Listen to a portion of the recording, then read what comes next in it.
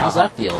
Feels pretty good. I mean, anytime you get to come back is always a good thing. Yeah. And I mean, this year we're doing, as you know, we're doing 21 instead of 13. So that's a huge bump for us. Thing. Yeah. Is that a grind, or it's okay because you're doing so many back to back to back? I mean, honestly, you asked me in like 6 months, yeah, it'll be a grind. But like today, it's great. I mean, because the biggest complaint was always, we get to the end of our season and it doesn't air again until June, and that's, it's hard to keep any momentum going, especially with the fan base. So we're excited that sort of people will have another season sort of in the fall.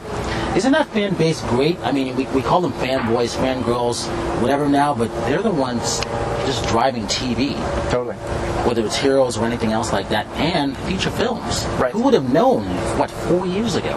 Yeah. That base was not there. Now it's like anything comic book, anything sci-fi, now horror. It's cool to everything. be like the guy who's coming out with a comic book, whereas before it was sort of like, abandoned, Yeah. Any changes cast-wise?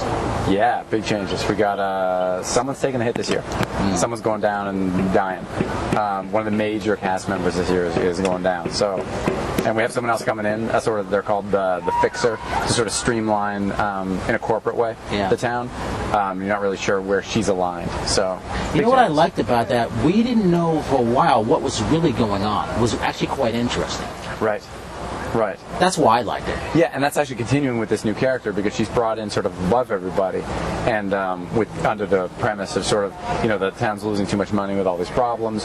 What's the source of the problem? And sort of not dissimilar to what a lot of people go through in their workplace when corporate comes in. Yeah. You're never sure what the agenda is. Is it, is a bunch of jobs going to be lost, or is it going to be that we're just making it more efficient or making it better?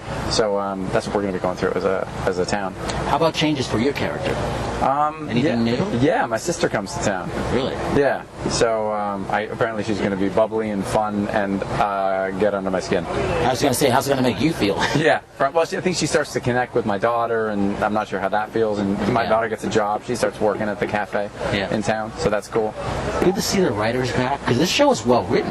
Yeah. That's what that great fan base is all about. Well written shows. Yeah, absolutely. And the writers are all coming back, and they're tighter this year because we didn't have any sort of upheavals in the off season. So they're proud of what they're writing right now, which is always exciting to hear because they're in the room right now. We go back to work in a week.